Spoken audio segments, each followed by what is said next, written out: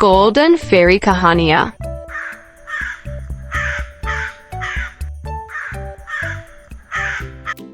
एक जंगल में कुछ दोस्त रहते थे। उनमें से एक काला कौआ था जिसका नाम कालू था। वो अपनी पत्नी बबली के साथ एक छोटे से घर में रहता था। जंगल में बड़ी हलचल मची हुई थी। सब पक्षी सर्दियों के लिए खुराक जमा कर रहे थे, लेकिन कालू मजे उड़ा रहा था। ना ही उसने कोई खुराक जमा की और ना ही सर्दियों के लिए कोई और तैयारी की। आखिरकार सर्दियां आ ही गईं। अब कालू और बबली के पास खाने को कुछ भी नहीं था।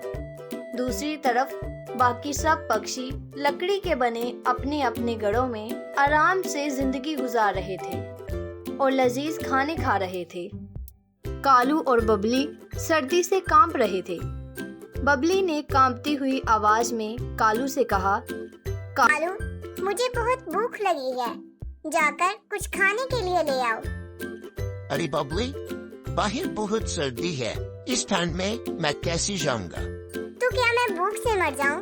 मैंने तुम्हें कितनी बार कहा था सर्दियों के लिए खुराक जमा कर लो, मगर तुमने कभी सुनी ही नहीं। अब फौरन जाकर कुछ लेकर आओ। बीवी को गुस्से में देखकर कालू बोला, अच्छा, नाराज मत हो, मैं दूसरे पक्षियों से कुछ मांग कर लाता हूँ। इस ठंड में कोई हमें कुछ नहीं देगा। सबने बड़ी मेहनत से खुराक जमा की है और वो आखिरकार हमें क्यों देंगे? कोई ना कोई तो जरूर देगा, मैं अभी कुछ लेकर आता हूँ। इसके बाद कालू खुराक लेने के लिए घर से बाहर निकला। सबसे पहले वो तोते के घर गया। उसने दरवाजा खटखटाया और कुछ देर के बाद तोता बाहर आया और कालू को अंदर ले गया। कालू ने कहा, तोते भाई, मेरे पास कुछ खाने को नहीं है, मेरी बीवी भूखी है, मुझे कुछ दे दो। क्या तुम्हें मालूम नहीं था कि सर्दियाँ आने वाली हैं? सबने अपनी तैयारी की है, तुम्हें भी करनी चाहिए थी। अगर मैं तुम्हें दे दूंगा तो मेरी पत्नी और बच्चे क्या खाएंगे? और मेरे पास फालतू खुराक तो बिल्कुल भी नहीं है। कालू ये सुनकर बहुत उदास हो गया। इसके बाद वो कबूतरों के पास गया। उसने दरवाजा खटखटाया और कालू को अंदर ले गया। कालू ने कहा, मेरे पास कुछ खाने को नहीं है, मेरी बीवी भूखी है, मुझे कुछ दे दो। कबूतरों ने भी यही कहा। कालू भाई, सबको पता है कि तुम हर साल यही करते हो, खुद कुछ नहीं करते, फिर सबसे मांग ले निकल पड़ते हो। हमने भी बड़ी मेहनत से खुराक जमा की है, हम नहीं दे सकते। कालू को ये सुनकर बहुत गुस्सा आया। उसके बाद वो चिंटू चिड़िया के पास गया। उसने दरवाजा खटखटाया और कुछ देर के बाद बाहर आया और कालू को अंदर ले गया। कालू ने कहा, मेरे पास कुछ खाने को नहीं है, मेरी बीवी भूखी है, मुझे कुछ दे दो। चिंटू चिड़िया ने भी पहले इनकार किया। हर साल तुम दूसरों से मांगते हो, अगर हम देते रहें तो हमारे पास क्या बचेगा? चिंटू चिड़िया, भगवान के लिए कुछ दे दो, ये आखिरी दर है, सबसे मांग लिया, किसी ने कुछ भी नहीं दिया। चिंटू को रहम आ गया, लेकिन ये आखिरी बार है, इसके बाद मत आना। चिंटू ने थोड़ा सा खाना दिया।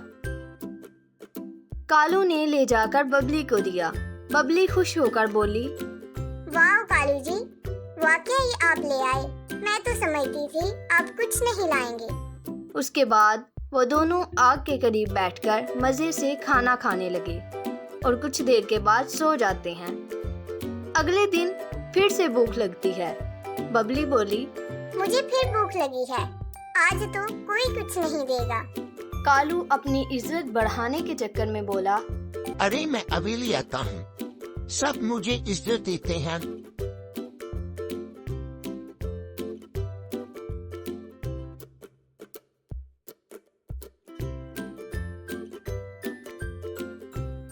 लेकिन इस बार चिंटू चिड़िया ने भी इनकार कर दिया। कालू बहुत परेशान हो गया।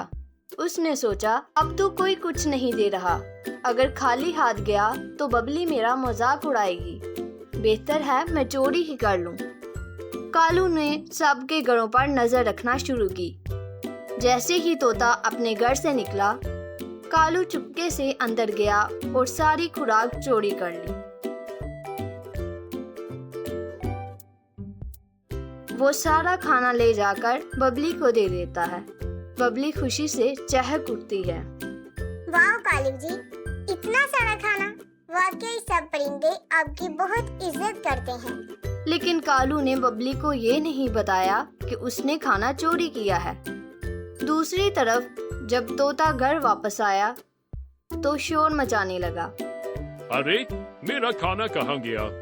उसकी आवाज सुनकर चिंटू और कबूतर भी आते हैं। सब जगह की तलाशी लेते हैं, लेकिन उन्हें कहीं भी खाना नहीं मिलता। आखिर में वो लोग कालू के घर पहुंचते हैं। उन्हें वहां वो सारा खाना मिल जाता है जो कि चोरी हुआ था। कबूतर गुस्से से कहता है, कालू तुम्हें शर्म नहीं आती, चोरी करती हो? कालू शर्मिंदा होकर माफी मांगता है और उनसे वादा करता है कि वो अगले साल मेहनत से काम करेगा और अपने लिए खुद खाना जमा करेगा। इसी तरह गर्मियों के मौसम में कालू और बबली सख्त मेहनत करते हैं और एक अच्छा घर बनाते हैं और सर्दियों के लिए खाना जमा करते हैं।